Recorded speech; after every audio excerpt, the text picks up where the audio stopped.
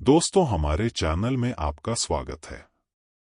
गौतम बुद्ध आमतौर पर दिलचस्प कहानियों के साथ अपना उपदेश देते थे। आइए जानते हैं बुद्ध और आनंद की कुछ दिलचस्प कहानियों के बारे में। आनंद महात्मा बुद्ध के सबसे प्रिय शिष्यों में थे। शिष्य भिक्षुओं की शिक्षा पूरी हो चुकी थी। भगवान महात्मा बुद्ध ने एक दिन उन्हें एकत्रित किया और एक एक कर उनसे पूछने लगे कि संघ के सिद्धांतों के प्रचार के लिए कौन किस तरफ जाना चाहता है। जो शिष्य जिस क्षेत्र का नाम लेता उसे वहीं भेजा जा रहा था। इनमें महात्मा बुद्ध का प्रिय शिष्य आनंद भी था। जब आनंद की बारी आई तो उसने सनाप्रांत नामक गांव चुना। ऐसा मशहूर था कि वहां के निवासी बड़े दुष्ट हैं। वहां साधु संत कभी नहीं जाते थे। जो कभी गए भी वे अपने पैर नहीं जमा सके। जब आनंद ने वहां जाने की इच्छा व्यक्त की तो सभी ने आश्चर्य से पूछा, ऐसी विपरीत परिस्थितियों वाले स्थान को अपना कार्य क्षेत्र क्यों चुनते हो? आनंद ने उत्तर दिया, चिकित्सक को वहां जाना चाहिए जहां महामारी फैली हो और धर्म का उपदेश वहां सुनाना चाहिए जहां लोगों को उसकी जरूरत हो। अपनी सुविधा की बात सोचने पर चिकित्सक और साधु दोनों की हेय बनते हैं। दोनों की परीक्षा कठिन और प्रतिकूल परिस्थितियों में होती है। कठिन परिस्थिति में संघर्ष करने पर आत्मबल विकसित होता है। एक बार आनंद श्रावस्ती में विपश्यना कर रहे थे। शाम का समय था। उनका ध्यान पास ही खिले फूलों की ओर गया। वह सुगंध के विषय में चिंतन करने लगे, इन फूलों की सुगंध कितनी अच्छी है। लेकिन सारी सुगंध तो उसी दिशा में जा रही है जिस ओर हवा बह रही है। फूलों की सुगंध तो चारों ओर फैलनी चाहिए। ऐसा क्यों है कि उनकी सुगंध सभी दिशाओं में न फैलकर सिर्फ हवा की दिशा में ही फैल रही है? उन्हें याद आया कि बुद्ध ने 3 प्रकार की उत्तम गंध की चर्चा की है, मूलगंध, सारगंध और पुष्पगंध। क्या कोई ऐसी सुगंध हो सकती है जो हवा के विपरीत दिशा में भी फैले? यही सब सोचते हुए आनंद बुद्ध के पास गए। उन्होंने बुद्ध को प्रणाम किया और बोले, भंते, क्या कोई ऐसी सुगंध भी है जो अनुकूल प्रतिकूल दोनों दिशाओं में जाती हो? महात्मा बुद्ध ने आनंद को स्पष्ट करते हुए कहा, आनंद, इन तीनों गंधों से परे भी एक गंध है जिसे शीलगंध कहते हैं। जो व्यक्ति बुद्ध, धर्म और संघ के त्रिरत्नों की शरण में जाता है और शिक्षा को जीवन में उतारता है, उसमें यह होती है।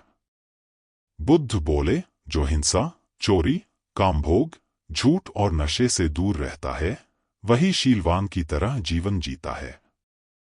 जो दुर्गुण और नीच विचारों से आजाद होकर गृहस्थ धर्म का पालन करता है, खुले हाथ से दान देता है, सभी इंद्रियों पर संयम रखता है, त्याग को जीवन में उचित महत्व देता है और योग में निष्ठावान होकर रहता है, उसी व्यक्ति में शीलगंध पाई जाती है। ऐसे व्यक्ति की सुगंध चारों तरफ फैलती है, लोग उसका सम्मान करते हैं। अब बोलने की बारी आनंद की थी। वह बोले, और भंते, यह संसार इसी गंध से ही तो आगे बढ़ रहा है। यह उन दिनों की बात है जब बुद्ध की शरण में दीक्षा ले रहे भिक्षुओं को कई नियमों का पालन करना पड़ता था। वे किसी के भी घर 3 दिन से ज्यादा नहीं रुक सकते थे। यह नियम स्वयं बुद्ध ने बनाया था। उद्देश्य यह था कि उनकी सेवा में लगे लोगों को किसी तरह की कोई तकलीफ न हो। बुद्ध और उनके भिक्षु जब यात्राओं पर निकलते थे तो वे रास्ते में आने वाले गरीब घरों में ही शरण लेते थे। वे इन घरों में अधिकतम 3 दिनों तक रुक सकते थे। 3 दिनों के बाद उन्हें अगली यात्रा पर निकल जाना पड़ता था। एक दिन वे ऐसे ही एक गांव में पहुंचे। बुद्ध और उनके शिष्य अपने रहने के लिए जगह ढूंढ रहे थे। बुद्ध के शिष्य आनंद को एक वेश्या ने अपने घर रहने को आमंत्रित किया। वह बहुत ही खूबसूरत युवती थी। आनंद ने उसे कहा कि वह उसके घर पर रह सकता है, पर इसके लिए उसे बुद्ध से अनुमति लेनी होगी। क्या तुम्हें इसके लिए सचमुच अपने गुरु से अनुमति लेनी होगी? युवती ने पूछा। नहीं, मैं जानता हूं कि बुद्ध मेरी बात मान जाएंगे, पर उनसे पूछना एक रिवाज है। ऐसा जवाब देकर आनंद बुद्ध के पास पहुंचे। हे बुद्ध, इस गांव में 3 दिनों के विश्राम के दौरान एक स्त्री मुझे अपने घर पर आमंत्रित कर रही है, लेकिन वह स्त्री एक वेश्या है। क्या मैं उसके आमंत्रण को स्वीकार कर सकता हूं? आनंद ने बुद्ध से पूछा। बुद्ध ने आनंद की ओर मुस्कुराकर देखते हुए कहा, अगर वह तुम्हें इतने प्यार से आमंत्रित कर रही है तो तुम्हें उसके निमंत्रण को ठुकराना नहीं चाहिए। जाओ और आराम से उसके घर ही रहो। बुद्ध की यह बात दूसरे शिष्यों को गवारा न हुई।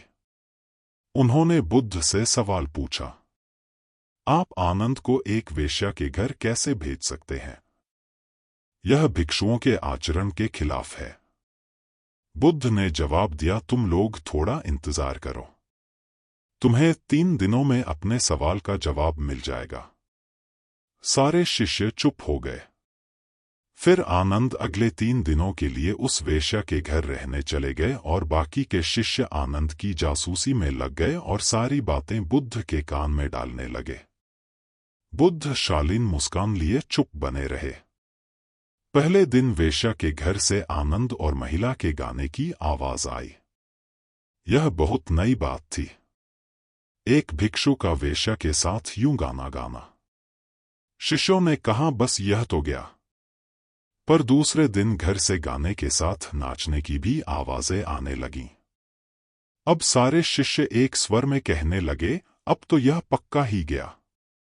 तीसरे दिन तो सचमुच ही उन्होंने खिड़की से आनंद और उस महिला को नाचते गाते देख लिया। सबका यह अनुमान था कि आनंद इतनी मौज में है तो वह भिक्षुओं के साथ आगे की यात्रा पर नहीं आएगा। अगले दिन सभी भिक्षु कानाफूसियों के बीच चौक पर जमा हुए। सभी ने आनंद के आने की उम्मीद छोड़ दी थी। सभी सोच रहे थे कि वह इतनी सुंदर स्त्री का साथ छोड़ भिक्षुओं के साथ क्यों आएगा।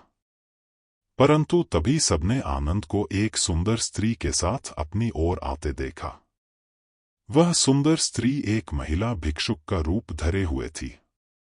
बुद्ध उसे देखकर मुस्कुरा रहे थे, जबकि बाकी विस्मित होकर खुले मुंह से आनंद और उस महिला भिक्षुक को ताक रहे थे।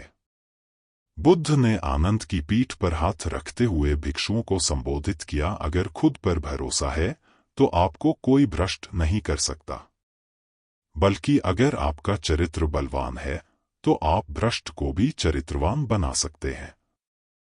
ऐसा कहते हुए बुद्ध ने वेश्या से भिक्षुक बनी महिला का स्वागत किया और सभी लोग आगे की यात्रा पर निकल पड़े। बुद्ध और आनंद की यह कहानी हमें सिखाती है कि अगर हमारी इच्छा शक्ति मजबूत है तो हम किसी भी स्थिति के गुलाम नहीं बनते। यह बहुत मजेदार बात है कि खोट तो हमारे अपने दिल में होता है और शक हम दूसरों पर करते हैं। अपने दिल को साफ रखेंगे तो दुनिया भी हमें साफ नजर आएगी। किसी किताब को कभी उसके कवर से न आंकिए। इस बात को समझ लें कि हम अगर पारदर्शी जीवन जिए तो हमें किसी कवर की कभी जरूरत ही नहीं पड़ेगी। अगर आपको वीडियो पसंद आए तो कृपया सब्सक्राइब और लाइक जरूर करें।